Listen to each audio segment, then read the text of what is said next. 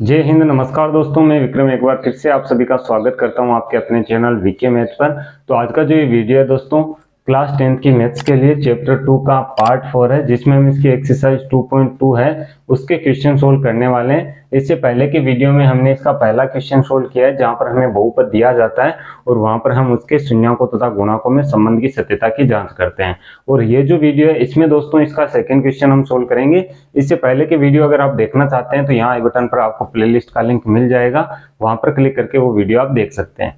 चलिए आज के इस वीडियो को शुरू करते हैं। हमें क्वेश्चन दिया गया है, एक द्विघात बहुपद ज्ञात कीजिए जिसके शून्यकों का योग तथा गुणनफल क्रमशः दी गई संख्याएं हैं। तो इससे जो पहला क्वेश्चन था उसमें हमें बहुपद दिया जाता था और हमें संबंध देखना था, शून्यक और गुणांक हमें ज्ञात करने होते हैं। लेकिन यहाँ पर हमें शून्यकों का योग दिया गया है और गुणनफल दिया गया है, जो यहाँ पर दोस्तों पहले पॉइंट में इस प्रकार से है, 1/4 जो है ये शून्यकों का योगफल है और -1 है ये क्या है, गुणनफल है। चलिए इस क्वेश्चन को हम सोल्व करते हैं। तो देखिए मेथड क्या रहने वाला है यहाँ पर दोस्तों। जब हम इस क्वेश्चन को सोल्व करेंगे, सबसे पहले तो हम मान लेते हैं कि बहुपद है, इसका व्यापक रूप क्या है। तो हम मान लेते हैं माना बहुपद। बहुपद क्या होता है जिसका व्यापक रूप क्या होता है? बहुपद होता है दोस्तों ax² plus bx plus c इसके रूप का, ठीक है। और यहाँ पर हम मान लेते हैं साथ ही में कि अल्फा और बीटा दो क्या है, शून्यांक है, ठीक है। ये यहाँ पर शून्यांक है। अब यहाँ पर देखिए हमें दिया क्या गया है, यहाँ पर हमें दिया गया है शून्यकों का योग तथा गुणनफल। तो योग यहाँ पर 1/4 है, तो यहाँ हम लिखेंगे शून्यकों का योग।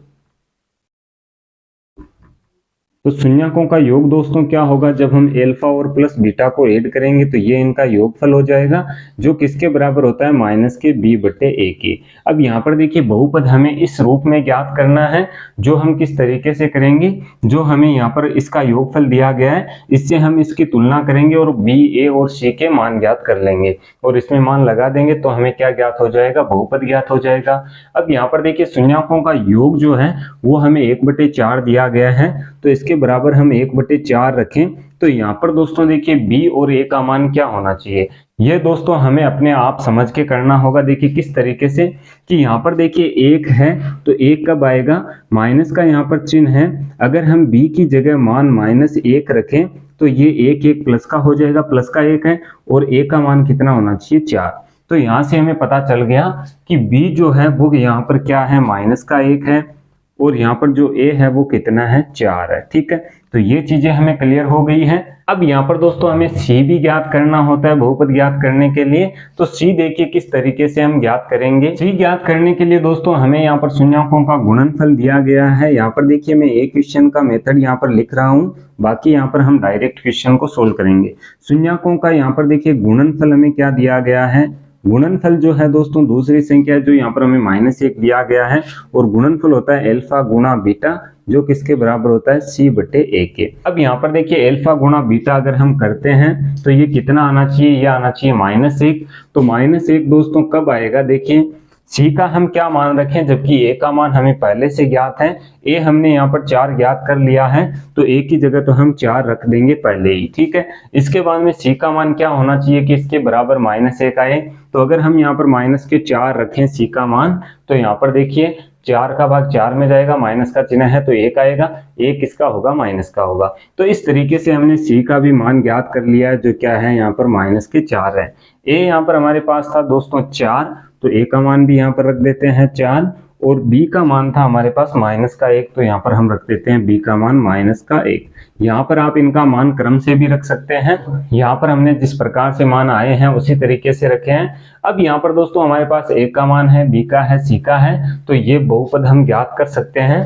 तो यहाँ पर हम लिखेंगे अभिष्ट बहुपद, ठीक है। अभिष्ट बहुपद हमारा क्या हो जाएगा, बहुपद का देखिए व्यापक रूप जो है उसमें हम a, b, c के मान रख देते हैं, जिसे हम px के बराबर भी रख सकते हैं, क्योंकि बहुपद को px लिखा जा सकता है।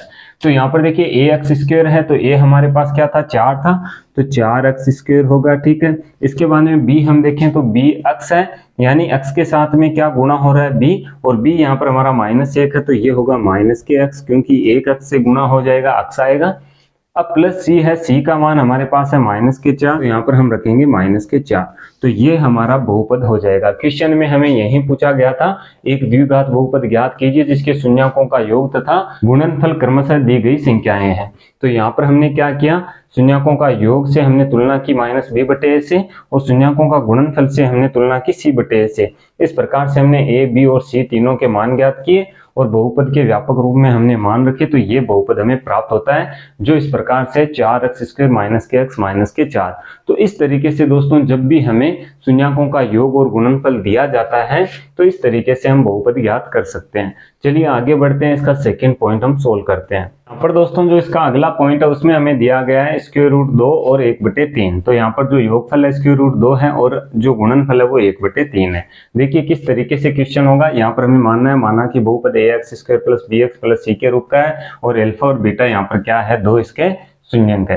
तो यहाँ पर दोस्तों मैं सीधा आपको बता रहा हूँ, मेथड मैंने पहले क्वेश्चन में बताया उसी तरीके से सभी का सेम मेथड होगा। यहाँ पर दोस्तों देखिए शून्यकों का योगफल हम करेंगे तो अल्फा प्लस बीटा हम करेंगे, जो किसके बराबर होता है माइनस के b बटे a के, और अल्फा प्लस बीटा हमें दिया गया स्क्वायर रूट 2।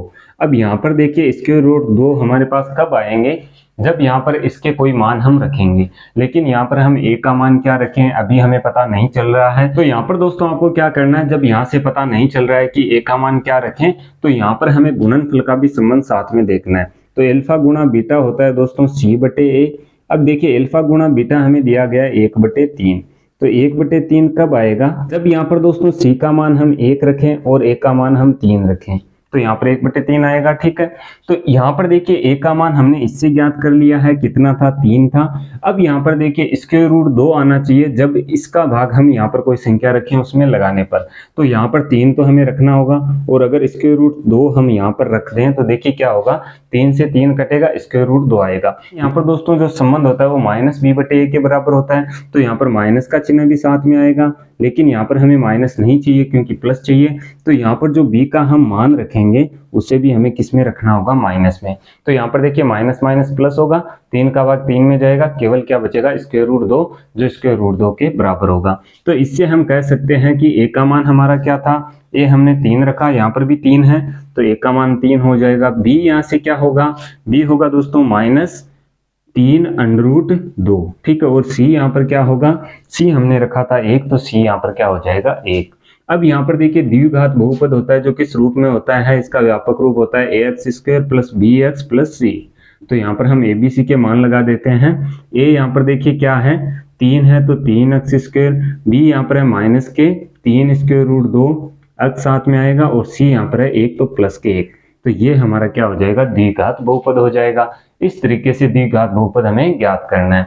चलिए आगे बढ़ते हैं, इसका थर्ड पॉइंट हम सोल्व करते हैं। तो यहाँ पर दोस्तों जो इसका थर्ड पॉइंट है उसमें हमें दिया गया है 0 और स्क्वायर रूट 5, यानी कि जो शून्यकों का योगफल है वो 0 है और गुणनफल कितना है, स्क्वायर रूट 5 है। देखिए किस तरीके से क्वेश्चन सोल्व होगा। यहाँ पर मेथड सभी का सेम रहेगा। यहाँ पर हम माना कि बहुपद ax² plus bx plus c है तथा अल्फा और बीटा इसके दो क्या है, शून्यंक है। तो अल्फा और बीटा को अगर हम जोड़ते हैं, अल्फा प्लस बीटा किसके बराबर होता है, माइनस के b बटे a के बराबर होता है, और इनका हमें योगफल दिया गया है 0, तो इसके बराबर कितना आना चाहिए, 0।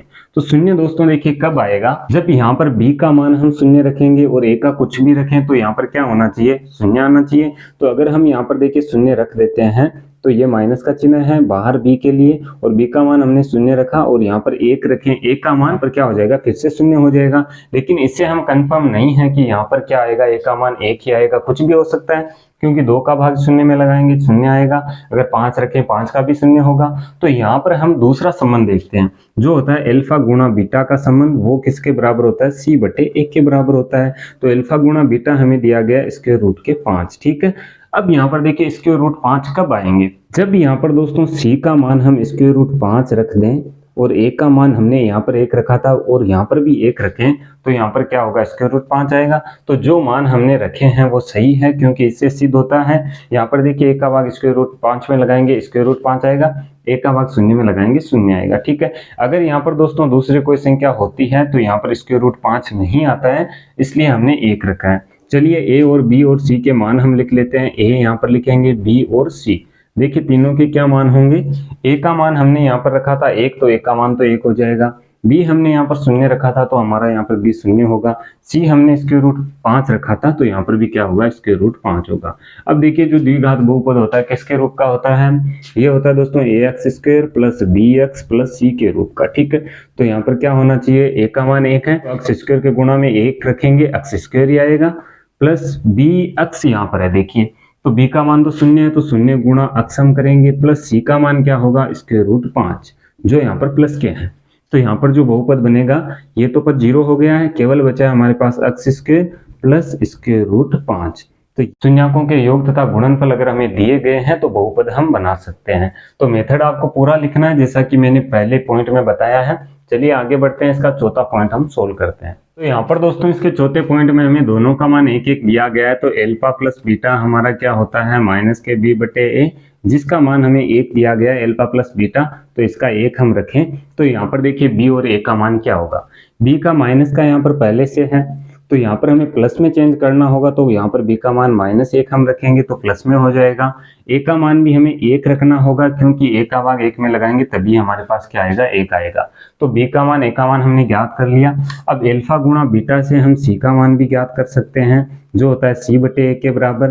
तो एल्फा गुणा बीटा हमें 1 दिया गया है और 1 दोस्तों किसके बराबर आना चाहिए, 1 के। तो a का मान तो हमारे पास यहाँ से था, कितना था, 1 था, तो c का भी कितना होना चाहिए, 1 होना चाहिए। तो यहाँ से हमने क्या किया, ए बी सी के मान ज्ञात कर लिए।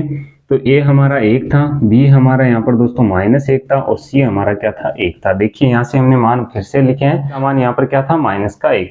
तो यहाँ पर जो बहुपद बनेगा A X square plus B X plus C क्या बनेगा, देखिए ए एक्स स्क्वायर है यानी कि ए का मान 1 था तो एक्स स्क्वायर आएगा, बी का मान भी 1 था माइनस का, तो यहाँ पर माइनस का अक्स होगा और सी का मान 1 था तो 1 आएगा। तो इस प्रकार से ये हमारा क्या होगा, द्विघात बहुपद होगा। तो यहाँ हम नीचे लिखेंगे अभिष्ट द्विघात बहुपद पी एक्स बराबर एक्स स्क्वायर माइनस के एक्स प्लस 1। चलिए आगे बढ़ते हैं, इसका अगला क्वेश्चन हम सोल्व करते हैं। और दोस्तों जो अगला क्वेश्चन है उसमें हमें दिया गया माइनस के 1/4 जो यहाँ पर शून्याकों का योगफल है और 1/4 है जो शून्याकों का क्या है, गुणनफल है। देखिए किस तरीके से हम करेंगे। यहाँ पर दोस्तों अगर हम एल्फा प्लस बीटा करते हैं तो हमें पता है माइनस बी बटे ए के बराबर होगा। तो एल्फा प्लस बीटा हमारा क्या दिया गया है, माइनस के 1/4। तो यहाँ पर हम क्या कर सकते हैं, देखिए माइनस है तो माइनस यहाँ पर भी है, तो माइनस बी का मान हम 1 रखेंगे, ए का मान हम क्या रखेंगे, 4 रखेंगे। लेकिन इससे पहले हमें अल्फा गुणा बीटा का संबंध भी देखना है कि इस तरीके से सही हो रहा है या नहीं है। तो अल्फा गुणा बीटा अगर हम करते हैं तो सी बटे ए के बराबर होना चाहिए। तो यहाँ पर देखिए अल्फा गुणा बीटा हमें 1/4 दिया गया है। तो यहाँ पर ए का मान तो हमारे पास 4 था, लेकिन सी का मान यहाँ से हमें क्या रखना होगा, 1 रखना होगा। तो 1/4 अगर हम रखें तो 1/4 के बराबर होता है। तो यहाँ पर इस प्रकार से संबंध हमने सत्य कर दिया है। तो यहाँ पर ए बी सी के मान हम लिख सकते हैं। ए यहाँ पर देखिए क्या होगा, ए हमने रखा था 4, तो यहाँ पर ए का मान कितना होगा, 4 होगा। बी यहाँ पर क्या होगा, बी यहाँ पर दोस्तों देखिए -1 है, लेकिन यहाँ पर बी का मान 1 होगा क्योंकि माइनस जो होता है इसके संबंध में होता है। हमने क्या रखा था, 1 रखा था बी का मान, तो ये 1 होगा। और सी भी यहाँ पर क्या है, 1 है। तो इस प्रकार से दोस्तों जब बहुपद हम बनाएंगे A X square plus B X plus C, तो ये किस रूप में बनेगा, यहाँ पर देखिए ए एक्स स्क्वायर, ए का मान 4 है तो 4x स्क्वायर लिखेंगे, प्लस बी का मान 1 है तो केवल x आएगा और सी का मान 1 है तो केवल 1 आएगा। तो इस प्रकार से अभिष्ट द्विघात बहुपद हमारा क्या हो जाएगा, 4x square plus x plus का 1, ये हमारा द्विघात बहुपद है। उम्मीद है कि आप अच्छे से समझ गए होंगे कि किस तरीके से जब हमें शून्याकों का योग तथा गुणनफल दिया जाता है तो बहुपद का निर्माण करते हैं। चलिए आगे बढ़ते हैं, इसका एक पॉइंट और हम सोल्व करते हैं। तो यहाँ पर दोस्तों अगले पॉइंट में हमें दिया गया 4 और 1, जहाँ पर 4 योगफल है और 1 क्या है, गुणनफल है। तो शून्याकों का योगफल करते हैं, एल्फा प्लस बीटा बराबर होता है माइनस के बी बटे ए के। तो एल्फा प्लस बीटा हमें 4 दिया गया है, 4 रख देते हैं। यहाँ पर हम इसकी तुलना करें तो 4 दोस्तों कब आएगा, प्लस का आना चाहिए। तो माइनस और बी का मान अगर हम माइनस के 4 रखें तो माइनस माइनस प्लस होगा, और ए का मान 1 रख दें तो 1 का भाग 4 में लगाने पर 4 आएगा।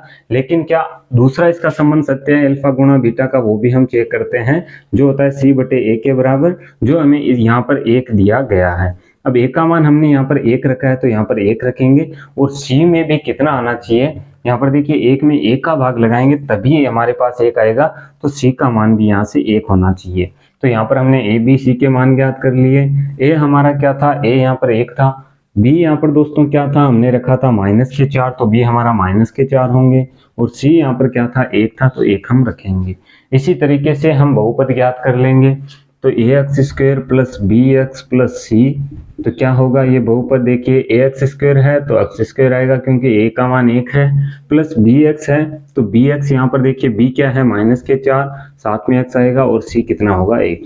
तो इस प्रकार से हमारा द्विघात बहुपद बनेगा एक्स स्क्वायर -4 एक्स प्लस का 1।